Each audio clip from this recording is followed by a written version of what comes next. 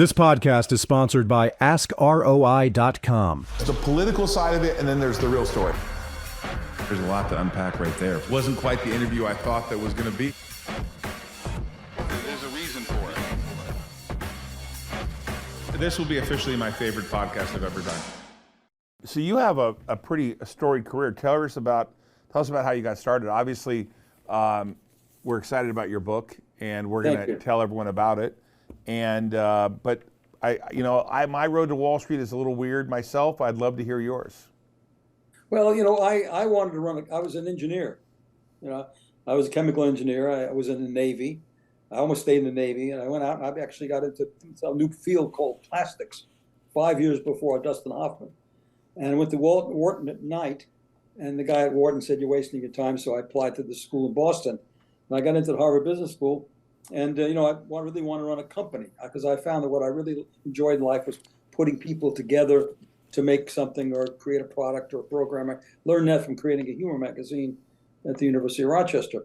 And I really focused all on management. When I got out of school at the end of 2 years, I was ready to go to Wall Street to be an investment banker because that's kind of what you do as the first step before you run your own company. I had very solidified that I was not going to start a company from scratch.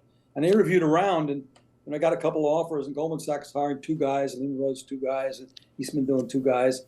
And then I had to go to a wedding in California.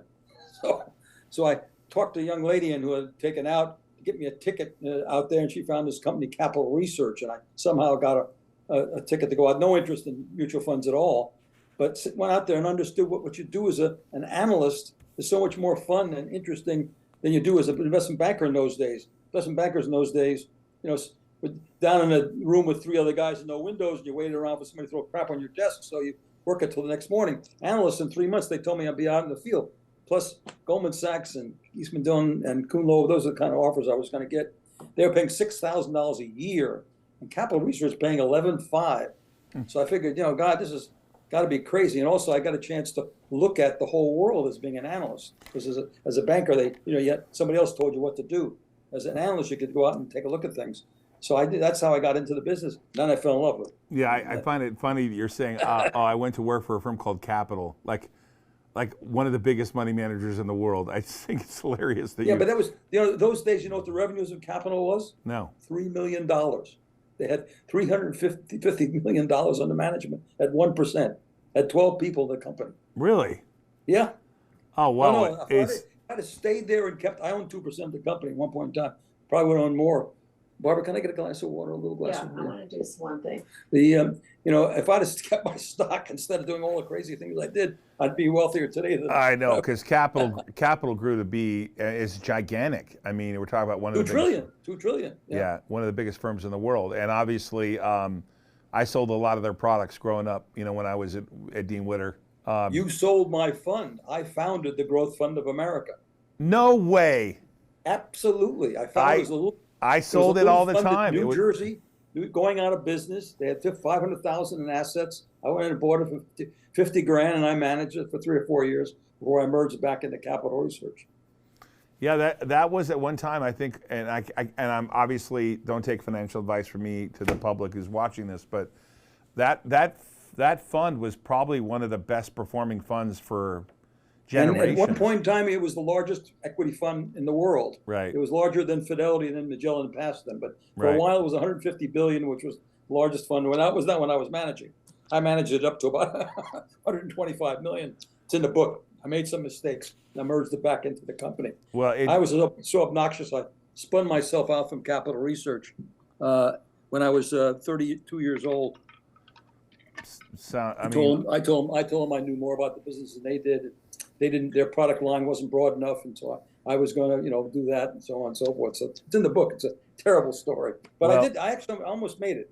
And then what happened in 1972? Capital Research was low PE, companies, and 72 was all that crazy favorite 50. The Nifty 50, yeah. The Nifty 50. The stock was up, market was up, and I was down, and I was undercapitalized as usual, and so I sold the firm back to Capital Research and almost stayed there, but then decided that. I met Bob Foman of E.F. Hutton at a wedding. He says, "Forget this mutual fund business. That's junk." He said, "Come to work for me. I'll make you a senior vice president. You can run my institutional business." So that's how I ended up in the brokerage side. Were you selling equities, or what were you doing? Oh yeah, Hutton had a tiny, crappy little institutional business, but I got there in September of 1974, and 9 months later, Mayday happened.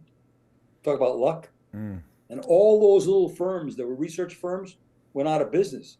So I just opened my arms up, and by a year and a half after I arrived, we were second or third on the All-Star list. Wow. I bought Black & Company, had 3 All-Stars. They came in for $100,000 for the 3 of them. So was Black & Company, was that's not the Portland? Little brokerage firm that was specialized in research, and they got paid by other firms. And when they went to negotiated rates, when negotiated rates came in, they went out of business. These analysts had no place to go. It was a great life for an analyst. He worked for a firm. He did his work, and then E.F. Hutton would send money to Black & Company every month, because the trader would call up and say, give this commission, X percent of the commission, to Black & Company. Well, it's a step out. Yeah, right? Black & Company didn't need a trading department. They didn't even need sales. They just had analysts. And so it's a great model, except it didn't work when Mayday came in. So I was very lucky. And that was the soft dollar business Soft changed. dollar, exactly right. That all went, Well, also commissions went from a quarter. When I managed the Capital Research office in New York, and we were getting 25 cents a share. I mean, you were giving out money in the morning. But then when they went from 25 cents, the first day went to 8 cents, and then 2 cents. Well, it's funny, when I was trading institutionally, when I ran my hedge fund in Santa Monica, I would pay people between 4 and 7 cents, and I'd get the first call because the rates the rates had been down so hard, and I ended up leaving rates pretty high because I wanted the research. I wanted the first call. If there was news breaking, I wanted the first call. I ultimately ended up moving to Archipelago, and rates got down to nothing. I mean, nothing. Yeah, that's right. I mean, you used to pay. I think ticket charges used to be like $50, and the whole thing is insane. The whole market is in that regard. It's really strange. There's a lot of liquidity, but there's also not liquidity because the risk isn't the risk isn't being taken the same way. Upstairs trader and downstairs traders. We had all kinds of people trading. Today it's machines and a few big players. And that's it. Right. And you can see when the algos kind of take over. How trading happens. Exactly right. But obviously you and I could talk trading forever, but I wonder if you could just tell us a little bit about the book and sort of like, you were an orphan, so walk us through, sort of like how you got started. Well, when I wrote, I had trouble writing the book because I basically at 18 years old, when I left high school to go to college, I decided to bury my life completely. I wouldn't tell anybody. I was ashamed of it. I didn't want any special privileges for my background, so I buried it. And my father is a merchant marine. We live in a post office box in San Francisco. My mother died when I was 3, and that was the end of the story. So I became a little bit of a dark person, at college, where some girls like that. That was a pretty good deal. But I buried it until in my early 70s, when I became the chairman of the board of trustees at the University of Rochester. They said I wanted to give them a gift. They said, "Well, we got to tell us about yourself." At the same time, my wife and my children, who didn't know the whole story, put pressure on me. So I decided I would sit down and write the book. And my daughter wrote the first cut at my early life, because we had all the letters. My father had saved all my letters, and I had saved all his letters, luckily. So we spread them out, and we've actually separated facts from what I remember, which was important. But as I started to get into it, I started to learn about myself. And I learned about some reasons I made the decisions and some of my characteristics and why they were what they were. So I can give you a thumbnail quickly, I suppose. My father lost everything in 2933. Started as an immigrant with nothing, became very, very wealthy. He was basically involved in something called radio, and he wasn't ever graduated college, but he had RCA stock at 10% margin. He actually had his own airplane, everything went to hell. By 33, he lost his mother and everything, and decided he'd go to California, where the streets were paved with gold. On the way, he stopped at a cousin's house. Crazy story. 2 weeks or 3 weeks or 4 weeks, he married the fourth of 5 children, 18 years old, 15 years his junior. They went to California. Streets weren't paved with gold. I was born 3 years later to an unemployed father and a homemaker mother. 3 years after that, my mother was fed up with his Middle Eastern attitude and There's also the demons he'd collected from losing all the money. Got divorced. Took me to St. Louis. He had visiting rights, $5 a week in alimony, child support. Showed up in St. Louis, basically picked me up instead of taking me to park. Took me back to Los Angeles, kidnapped me basically. Told me my mother had died, which I was 3 years old. What the hell did I know? But he was a merchant marine, a radio operator. So I spent times in hotel rooms and friends. We had no family. I was an only child. He was basically an only child. He never told me he had any brothers or sisters. And when the war started, he got drafted or volunteered. He was 41 years old. I don't know why I got drafted. Anyway, then he put me into the Catholic welfare system. And I spent the next 5 years in 5 Catholic foster homes and 5 Catholic schoolyards.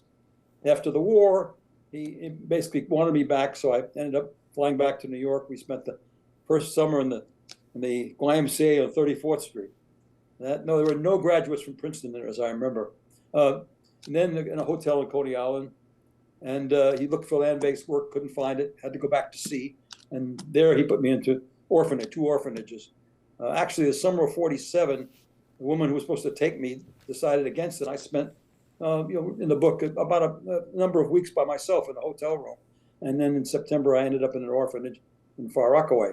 Then the old man disappeared completely when I was 15, as I aged out of the first orphanage, and I became a ward of the state, and I was put into a second orphanage in Yonkers, New York, and there I got an epiphany. I went to a high school, a very good high school, where 80% of the kids went to a private college, and I said, that's my way out of this thing. Not many scholarships in those days, but I was lucky enough to get the NROTC scholarship, which allowed me to pick a number of colleges only in New York State, because those days you couldn't apply to more than 3 schools. And I ended up at the University of Rochester because my other 2 choices, RPI and Cornell, wanted 5 years, and I didn't have 5 years. And NROTC only paid for 4, so I went to University of Rochester and never thought of it, knew what it was, never visited it, none of this kind of stuff. Ended up in a black leather jacket with the wrong clothes and wrong hair and the wrong attitude. And the first rushing week, I got rejected by all the fraternities. So it was a rough start, but not bad compared to being in an orphanage. So that's a short but somewhat comprehensive story of the beginning, anyway. What happened to your mom, though? He took you from your mom. Did she actually pass away? No, that's in the book too. And most people say don't tell anybody because then they'll have to read the book. My father died when he was 71. I was 36. I went down to bury him, and he died suddenly of a heart attack in his car. And he left a suitcase, and I started opening it. It had a lot of bad memories, so we were estranged. We got to a peaceful coexistence, but he disagreed pretty much with everything that I did after I graduated college. And so we got to a little bit estranged. Then we got to a peaceable coexistence when my second son was born. But he died at 71. He left a suitcase. And I put it away in a closet in Greenwich. And 24 years later, on a rainy Sunday, my wife throws away things on rainy days. She can throw the suitcase away. And I said, I'll look at it. Okay. And I found some letters that he wrote to my mother. And obviously, she didn't die. But he said she was a terrible person. And we suffered with where we were going to look her up. But I finally decided to hire an investigative reporter, an agent. And they found her in St. Louis. She was 81 years old. She had married already a second time, had a second son. In fact, she called up and said, Phil, remember that brother you always wanted? No way. I found him for you, right? Anyway, so I found her, and we spent 12 years together. She was a wonderful lady, very humorous. And, I found out the other half of me. I knew I wasn't all my father, but I couldn't picture what this other half was. Now I actually had someone I could understand. I knew she was my mother immediately because she was the only person in St. Louis that talked that fast. So. What was that like, seeing her after all that time? It was 57 years of separation, and given, she was not an emotional person, obviously giving me up as she did when I was 3, and there was no emotion for about a couple hours, and then we finally had an emotional experience.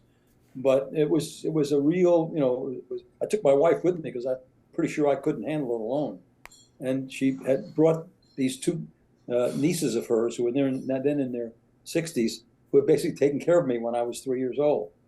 And she brought in my new brother, was half brother. And it was quite an experience. And it was interesting because that day on the front page of the St. Louis paper was a woman who was reunited with her mother after 25 years. This was after 57 years. But I was always, at that time, I was still a very private person. So I didn't tell anybody. And I kept it a secret, basically. My wife knew, but I kept it a secret. You know, very close friends knew that I discovered my mother, but I didn't put it out on any kind of publicity, anything like that. But, you know, this woman was on the front page. It was the same day. But it was quite an experience. And she lived for another 12 years. And, you know, we took her every place with us, and she got very close to my wife's mother, who was then 95, a couple years older, and my wife's aunt, who was a couple years younger. So the old three musketeers hung around together for about 12 years. It was a great, happy ending to a very unusual story. Yeah, it's actually quite terrible that your dad would say. I mean, it's interesting. You and I we don't exactly have the same life, because I know who my mom was, and my mom kept me, but I never met my real father. My mom had me out of wedlock, and I learned later on who my biological father was, but the guy who raised me from 13 on, I consider my father, right? But I've never met your father. I've never met him. I was in Ohio one time where my mom ran out of the McDonald's to go see this guy, and then told me later, you know, I found out later that was the biological father. But I know I have two half sisters. I've never met them either, right? But I didn't consider someone being your father just being the donor of sperm, right? Being a father, obviously, or a mother requires more than that, right? So, right, exactly. What an interesting story. I mean, I'm pretty mesmerized by the idea that you went and saw her back all that years later, and then spent 12 years with her. That was just 57 years. I mean, that's insanity. It's insanity. No, it's fiction, really. You know, you couldn't make up this story. You know, you really couldn't make it. I mean, we did suffer. For about 5 months, my wife and I really said, why do we want to bring this person into our life? Because, you know, if she's not a good person, a bag lady or something like that, why don't? But the investigators said, no, she's a sort of a normal lady. She belongs to the local clubs, and her husband just died 2 years ago, and they described her as being reasonable and so forth. So I gave it a shot. And I wrote her a letter, which is in the book. It said, "Dear Mrs. Hoffman, I think I'm your son." But you see, everybody's got a story. That's why I encourage people. Some of the old people I talk to, write the story, because you learn so much about yourself by writing a story. You say you're born out of wedlock and never met your father. That's a big deal. Yeah. It's a big deal. This podcast is sponsored by askROI.com.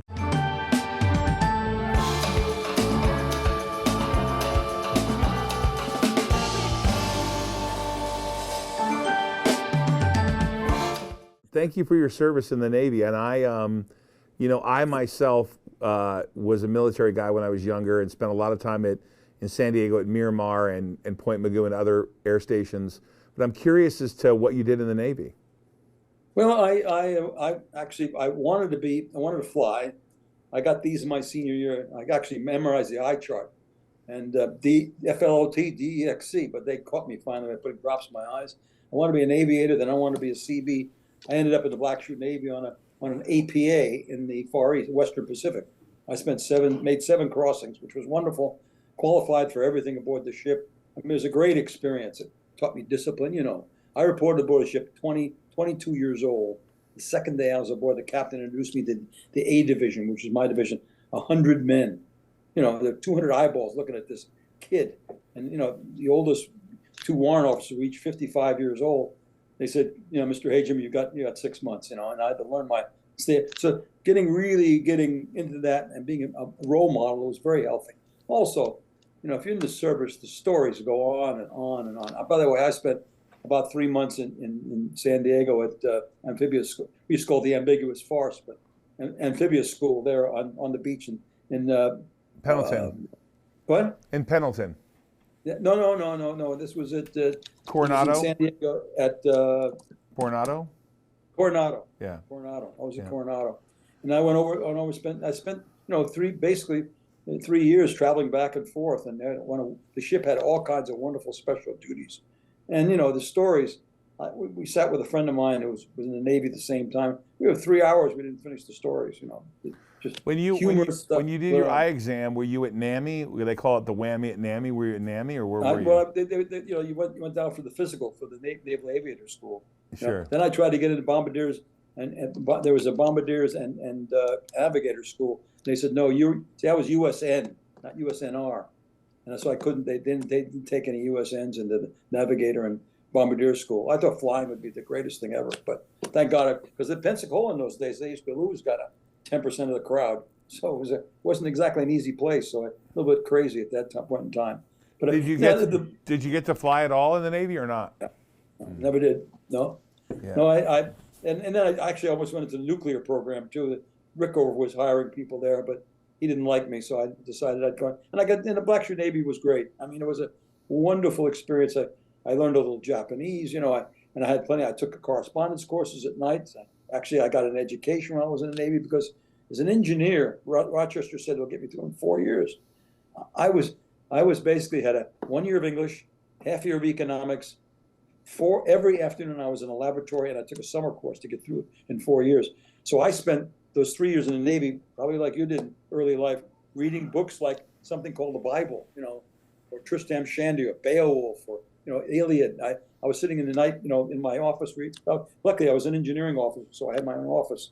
I got a chance to read all these books, and I took correspondence courses from University of California in business and law, because I wasn't sure what I was going to do after I got out.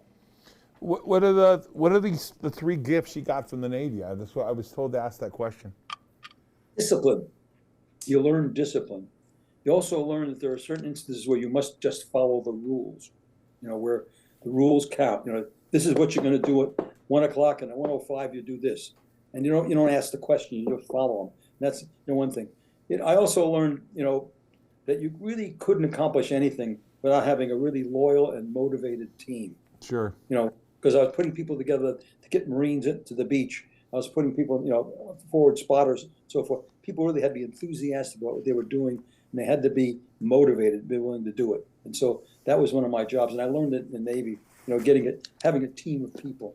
I also learned this model concept that basically you were a role model because you were an officer, and they weren't, and they looked up to you. I mean, they came to me with their personal problems. I came to me one day and said, "I'm older than my father. Can you help me out?" And I said, "I don't think that's possible." Turned out that his mother had gotten divorced and married a seaman who was younger than he was. You know, so you know this kind of stuff you don't get. This is in storybooks. When it's interesting. You and I can go two ways because you like M. Scott Peck like I do. One of the best books written, Delayed Gratification, and of course, if you've ever read it, which you have, you know in the first page, you know, the most important sentence is on the first page, or you know. So, I'm curious though, because we could go either way, you and I, about your experience. I'm curious about Wall Street today versus Wall Street when you were around on it, because it is a colossal amount of money now.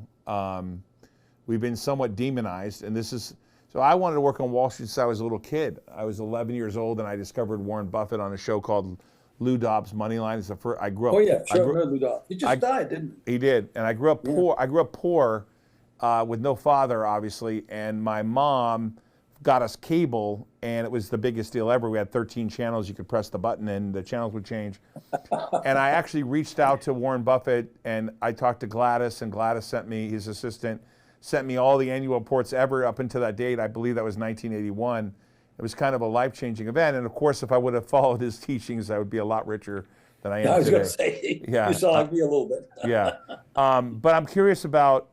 So when you left Capital, would you stay in institutional research sales, or did you do any banking? I went from Capital as I was the president of a mutual fund, actually a mutual fund company, which I spun myself off into, and I merged that back into Capital with Growth Fund of America and Income Fund of America. And I met Bob Pullman at Hutton, and he said, "Well, why don't you run my institutional business?" So I ran the institutional business for 3 years and tried to get him to merge his institutional business with his bankers. He wouldn't do that. He also was fearful that my institutional business, because at lower rates, started affecting his retail business. Didn't want to expand the institutional business. And I said, "Bob, institutional business is the future. You know, retail is great. They're going to keep it for a while." And so he wouldn't do that. Lehman was building this 400-person trading floor, and they gave me a deal that I couldn't turn down.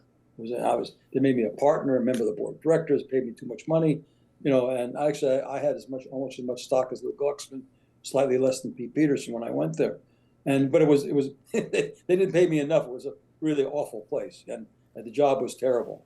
But I ran the securities division for 3 years and turned it around and made it profitable. And then Glucksman pushed me out into the money management business, which was in total disarray. I luckily, got that turned around. I actually raised about $8 billion in 2.5 years. And so he pushed me out again. That's in the book. You work with Pete Peterson? Oh, Pete Peterson hired me, yes. If you got hired by Pete Peterson, then were you there when Schwartzman was a banker? Yeah, he was a young banker when I was there. Wow. And he's a member of my club now up here. He lives about 200 yards from this is one of his 17 houses, but he has a house about 200 yards from where I live here in Nantucket. I have a lot of friends that go to Nantucket every year. A lot. I mean, they're there every year. It seems like how big is this damn island? Because I have a lot of friends on there. I mean, it's 15 by 3, 45 square miles.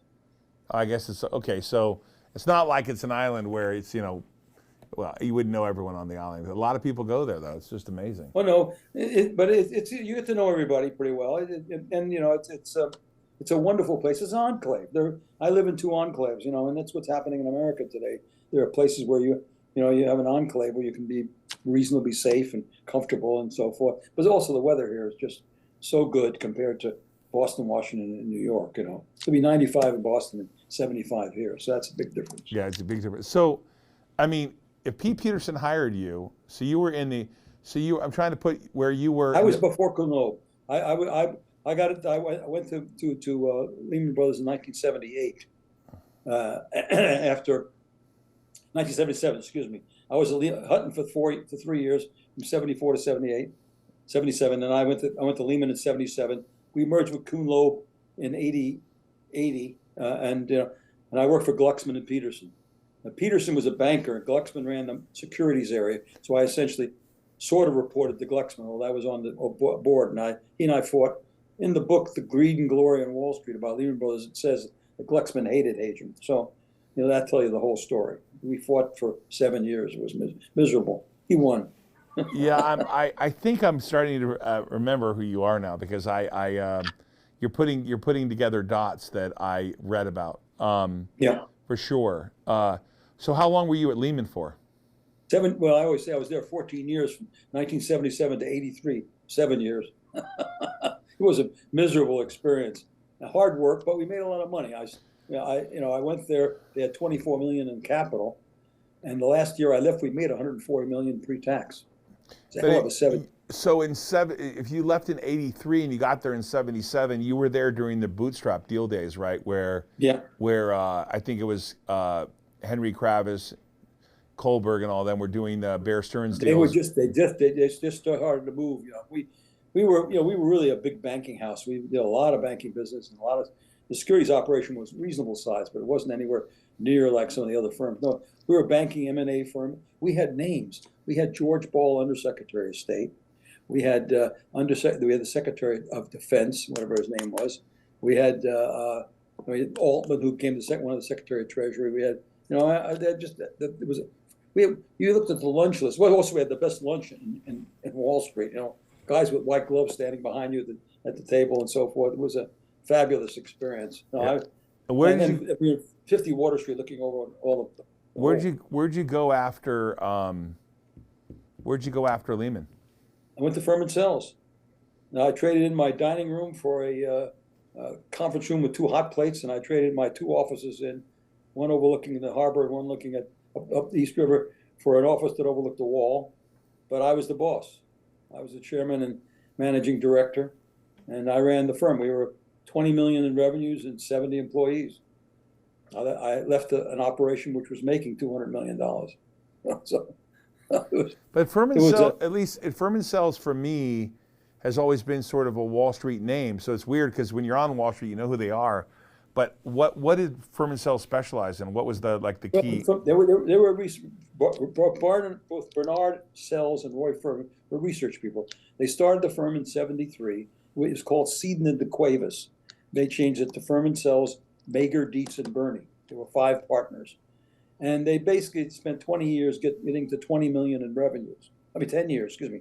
10 years getting to 20 million in revenues. From 73, they started the wrong time, obviously, because 74 was the next year. They nearly lost all their capital. They stayed in business though, and by 74 they had 3 floors on 110 Wall Street, all looking at another building, and they had 70 employees and 20 million revenues, and they were about breaking even. And I'd known Bernard Sells from the beginning of time. He and I were in a club together with like Steinhardt and so on, and so he asked me to be run the company. I said, I'll buy a piece of it, and I came in, and over 20 years we built it to $500 million in revenues and 800 employees. Sold it to Xerox after 5 years, bought it back, and sold it to ING, and stayed with ING for 5 years. Yeah, I'm laughing because you just said Michael Steinhardt like it was just some other random person at the 7-Eleven you ran into too, right? Well, Mike and I started the business the same. He's a little younger than I am, but we started business together. We started something called the Concept Group in the 60s that met once a month and talked about, ideas and, stuff like that. And in the 60s, it was a wonderful business. I mean, the over-the-counter market was just getting started. All us young guys were in it, and you could start with a $5 stock on Monday and end up with a $10 stock on Friday, It was a wonderful business. Yeah, over-the-counter market has changed a lot. I'm curious about your, after decimalization, are you a believer or non-believer in terms of risk? Because it seems like to me, there is no, because everything's traded in black, dark pools, and that business is smoked and gone. And I'm curious as your thoughts. Gone. No, I should answer your question. Herman still started as a research house. I got there and I added banking and then money management. And they had tiny prime brokerage business. We built that up. And by the time I got done, we had 800 employees. We were right across the board. We had 12 billion under management. We had a full-blown institutional department. We had no retail. That was the only thing we didn't have.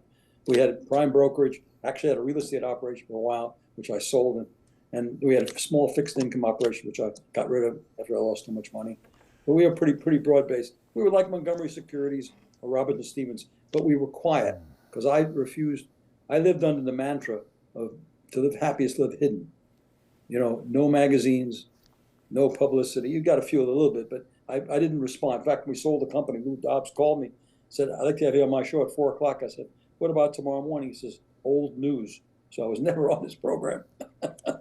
No, I stayed out of the press as best I could because running a company was hard enough for me. Yeah, prime broker. It's funny because I recall when I started my hedge fund and I was interviewing prime brokers, I ended up using Bear Stearns. But I believe I interviewed Furman Sells to be my prime broker too. We cleared through Bear Stearns. They lent us $1 billion. I mean, Ace Greenberg was my mentor. He saved our life many times. We cleared through Barrière, and we copied their basically model, but we did a better job of servicing the client. They weren't nice to people. We were nice to people. I want to say his name was Vasily Maltov. Was there a guy named Vasily? Well, I'm trying to figure out when you were there versus Vasily. The guy's name was. Well, that's terrible. Priscilla. Well, Mike Patricki was in charge of the whole thing. He was my guy in charge of that. But there was a guy who did. Oh, that's terrible. When did you leave Furman Sells? Well, we sold it to ING in 1997 for 7 times book, which was crazy.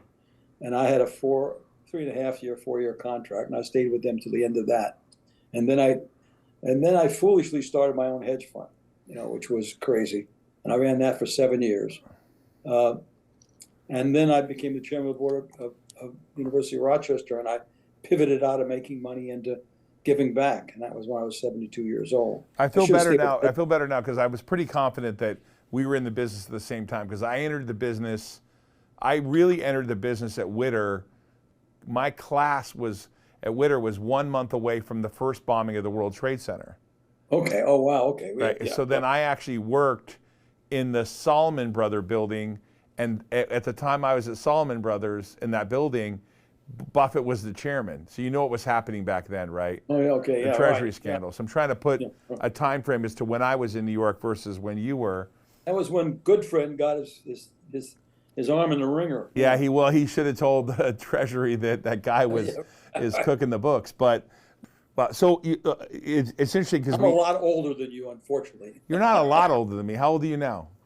Too old. Well, I'm 54. I'll be 55. We're not that far apart. You could be my son. You could be my son. I'm 88. So when you started your hedge fund, what was that called?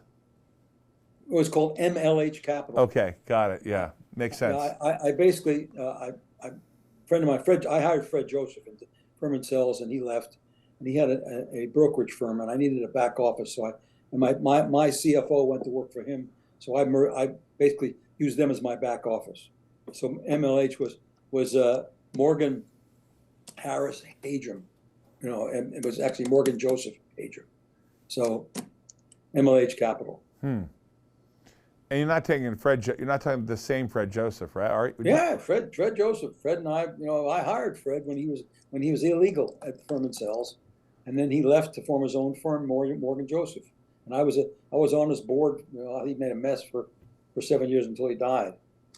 The same guy. You were talking about Fred. Same guy, Fred Joseph. The guy was at Drexel guy. No, I know who he is. I have a lot of friends that work with Michael, and in fact, one of Michael's old partners is a partner of mine. And I have an AI software piece, and he used to work for Michael. So I'm like, the whole world is giant. Oh no, it's you meet people that you should have met someplace along the line. You didn't meet them, But no, Fred was a terrific guy. But what he did is he didn't change. He started this little firm, and he kept the same idea, and he just didn't have the horsepower. He didn't have Mike Milken. He needed Mike. Well, Mike Milken and I go way back. I go back when Mike used to service junk bond funds that I started. Income Fund of America originally was a junk bond fund. He'd come up into Greenwich on a Friday afternoon with his it was toupee off to some extent and tell me about junk bonds all the time. We don't quite know each other, but he would recognize my name, and obviously I know who he is. He got screwed. I mean, he was a holy smokes! Do you ever make it to Vegas? I've been to Vegas, yeah. When's the last time you were in Vegas? Oh, might be 10 years ago. So the answer is no. I don't make it to Vegas that often. Come on. No, I don't make it to Vegas. I live in Vegas, so that's why I'm saying. Oh, do you live in Vegas? I was going to ask you where you are. Well, I grew up in Orange County, California, born in Ohio, but I moved to Vegas 3 years ago. I took one of my companies that I founded called Alzmanero Public, in the first trade. It opened at about a $3.3 billion valuation. It has a treatment for Alzheimer's, and I've taken a lot of companies public because I ran Syndicate on the when I was at Witter. So we have it's a weird. I'm trying to think. You probably know everybody I know, Danny Sullivan, all these other people that I worked with. But these are sort of iconic names at a time when Wall Street was a different place, It was because it was much smaller. Today, these are behemoths. Remember, there were 59 car companies at one time. Now there are 2, Yeah. Same thing in Wall Street. There were 100 firms. I used to, the Ford offering, all those firms, and I used to cross them out as they, 75% of the firms went out of business while firm and sales during the time I was there. 75% of the entire number of firms, White, Weld, A.G., Becker, I know exactly where I was when Bear Stearns hit $2, and I'll ask the question by preferencing that I ran a hedge fund that Bear was my prime broker. I borrowed money from a subsidiary of Lehman Brothers. My largest holding was IndyMac Bake and General Motors, and the rest is history, right? So if you can iconically be wrong one time, I was iconically wrong in 2000, whenever it was, 8 or 9. I can't even pay attention to it. And I was there when Rich what's his Fold said, Dick Fold said, "Oh, we're going to be fine," and then they were bankrupt 2 weeks later. I know exactly. He turned down $40 a share from Buffett.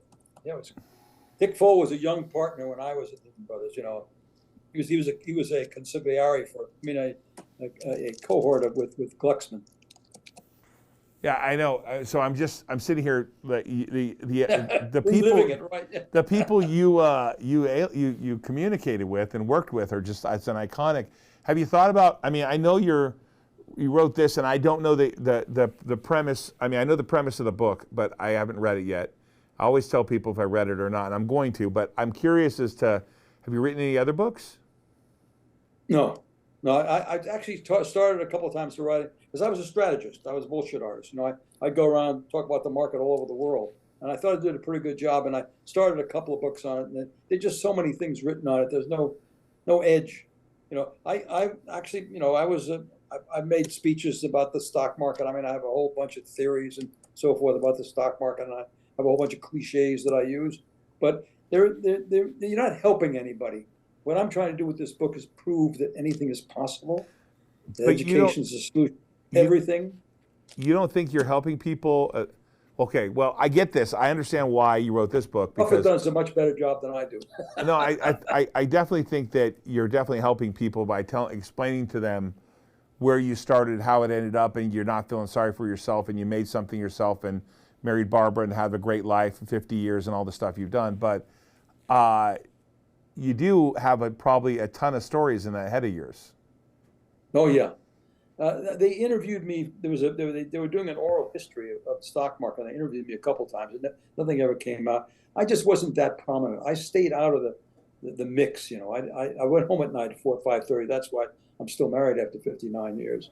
You know, I wasn't a player on Wall Street. You know, I did my job, and I'm very proud of what we did with Firm and Cells. We took, you know, my speech every year at the annual meeting was, "There's no reason for us to be here, except for the people in this room." Because we should never have been there. All the firms like us went out of business, and we just kept going. And it was a great experience, and we sold it at the right time. If we didn't sell, we wouldn't worth anything today. Well, of course, I sold in '87, 3 weeks before the crash. That was talk about luck. How did you leave though? Because I had a real problem in 2009. FINRA was a complete nightmare, still is a nightmare, and an organization I despise with every bone in my body by the way they treat their own members. But I'm curious as to how you left, because I ended up going back. You know, I feel like sometimes once you're a sales guy, a trader, a banker, analyst, once you're there, it's like I don't know how to explain it. You just can't leave. I'll explain it for you, Don. It's a disease, and I still have it. I'll turn you right there. I have a full portfolio. I traded almost every day. You know, I trade every day, every single day. I belong to 4 investment groups, which meet between once a week and once a month. They kicked me out. I formed a couple of those groups. They kicked me out because I couldn't come. But as soon as Zoom came back, and they asked me back in again. You know, I talk the stock. We have a group Friday morning every week. We meet for an hour, talk about the market and the world. It's a disease, and it's wonderful. It keeps you alive. You know, my mind. It's a technological, it's an intellectual video game stock market. That's what it is. Where do you call home? Is that Nantucket? Well, no, we live. Well, are you from the IRS? No, I used to be a New York resident. I'm now resident of Florida. We spend 7 months in Florida and 5 months in Nantucket. That's the story, anyway. And do you make it to New York at all, or not? Oh yeah, all my doctors are in New York. I make it to New York regularly, actually. We had an apartment in New York until last summer. We sold it to the guy in Breaking Back. I'm the only guy in New York who sold his apartment twice. In neither case did they mention the seller. The first one was Jonathan Newhouse, and the second one was, my wife's not here to tell me, but because I was going to say to you, I own one of the nicest, on a four-handed deal, I own one of the nicest hotels in New York City called Fouquet's. It's down in Tribeca. I'm curious about this concept of failing forward, because when you talk about where I left or I got pushed out of things, at the moment that you got pushed out of something or you left, did you feel like it was a failure, or did you have the attitude that it was, I'm going to go do something else built better than I was doing before? What was your, if you can remember, like the thing that you hated the most? 3 principles. Anything's possible. Education is a solution to everything or almost everything. The third one, what you're talking about, never be a victim. Always focus your energy on what's next. If you focus your energy on being a victim, like at Lehman Brothers, I was the chairman and CEO of 5 outside mutual funds with outside boards. I could have fought Glucksman. In fact, I probably could have taken those out. It would have taken me a few years, a lot of blood on the streets. So I said, Lou, I made a little, I learned a little, I learned a lot, I learned a little, and I earned a little. Goodbye. And I found my dream job, which was Firm and Cells. And that was not my fault. When I screwed up the company with Capital Research and I left them, I found E.F. Hutton and I went on to the next thing. Never be a victim. That's what you have to get in your head. No matter what happens to you, focus your energies, but it takes a lot of energy. You know better than I do. You've done so many companies. what's next? I always told the guys from sales, I said, got to keep jumping to the next lily pad. And as soon as we stand on the lily pad all the time, the other guys will be here, the lily pad will start to sink, we better move on. Because if you don't figure out and by the way, same way I run my golf club. Every year we got to do something. Improve the ladies' locker room, improve the driving range, add this and so forth. And by the way, that's the thing I'm almost most proud of, and that's really luck. Our golf club is the largest charity on the island of Nantucket. I do this conference every year called Risk On, and I know you know what Risk On means. You're a Wall Street guy, but obviously I've taken the analogy and turned it into relationships are vital, invest in yourself, stay your own course, know your competition, own your own mistakes, and never give up. I would be fascinated, if it's okay with you, okay? Because I don't think I'm going to get you to Vegas, although I would send my Gulfstream for you if you wanted to come. But I would love to have you speak at my conference. I'll do it by Zoom, so you don't have to come to Vegas. We have a conference called RiskOn. We have entrepreneurs from all over the world come. I had Tucker Carlson there last year, RFK Jr. I've had Alex Rodriguez, Damon John, Natalie Burnell, a who's who of people. I don't know if you want Ed Hajim in that crowd. No, I do because I think this is a great story to tell about how you grew up and not feeling sorry for yourself. And there's moments where you feel sorry for yourself, but you go forward and you fix it. And I don't think I've ever met anybody in my life who my assistant told me that you wrote my favorite book, and I said, no, you didn't. And then I go down, and it turns out it's one of your favorite books, and you wrote. I just think this is meant to be. I'd love to have you at the conference. I know getting you to Vegas is probably unlikely, but I would be thrilled to let you zoom in. There'll be about 1,000 people there.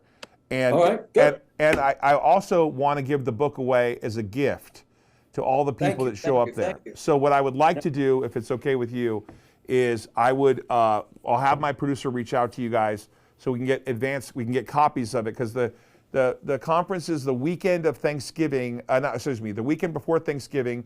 I'm into car racing, and we have a lot of companies that sponsor car racing. That weekend, I'm into Indy cars, but that weekend will be an F1 race in Vegas. And then that Saturday and Sunday and Monday, we have our conference, and I'd love for you to call in and us talk about your book, your experience on Wall Street. I would love it. I think that you're a hidden gem, and the fact that we know a lot of the same people, and that you were around. I would love to meet you in person, because I can guarantee you I would talk your ear off about Wall Street. I would talk your ear off. Have you ever heard of a book called the Celestine Prophecies? I think so, yes. There's a word called synchronicity. It's meeting someone who takes you in a different direction. And meeting you makes me feel like I'm going in a different direction, which is great. No, but think about it. I'm still, I'm not the most prominent person in the world. That's irrelevant. That's not relevant. That's not prominent. Okay. Prominence is I'm not a celebrity. Okay, listen, we have plenty of people on stage that are not celebrities. What we focus on is how people basically built a career. In fact, I wrote a book called Risk On, 7 Ways to Build a $1 billion Career. The concept is about never giving up. The concept is about family, about how you treat other people, how you deal with things that don't work. I call it failing forward.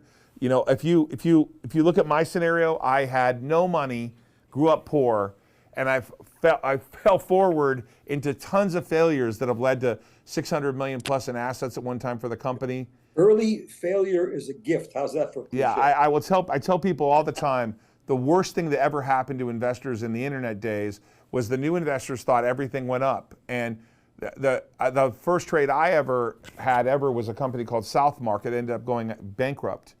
And what I learned from that is it matters what you buy.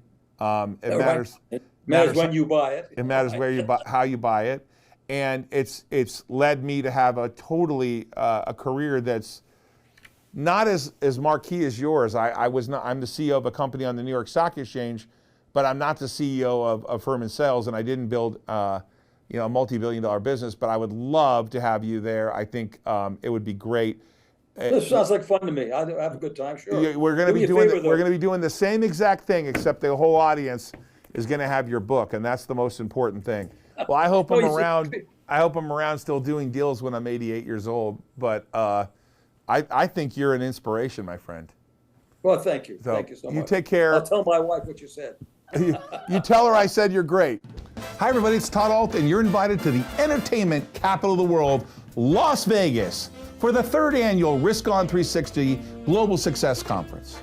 Now, over the years, we've had Tucker Carlson, RFK Jr., Alex Rodriguez, Damon John, Charles Payne, and the legendary sports agent, Lee Steinberg. You know, the story about him was, he was the guy in Jerry Maguire. It's just an amazing guy. We've had an amazing audience of people and speakers. If you're an entrepreneur, this is a must-attend event. I don't think there's any conference where you get to meet people in all walks of life that are really doing business and meet the speakers. You gotta be there. You gotta look at the feedback. It's just been amazing. Join me during the exciting F1 weekend. It's November 24th, 25th, and 26th at the Rio Hotel and Casino in Las Vegas. The thing's been redone. It's a Las Vegas, man, and it's a brand new casino. They've redone the whole thing. To secure your seats, go to RiskOn360.com. That's RiskOn360.com.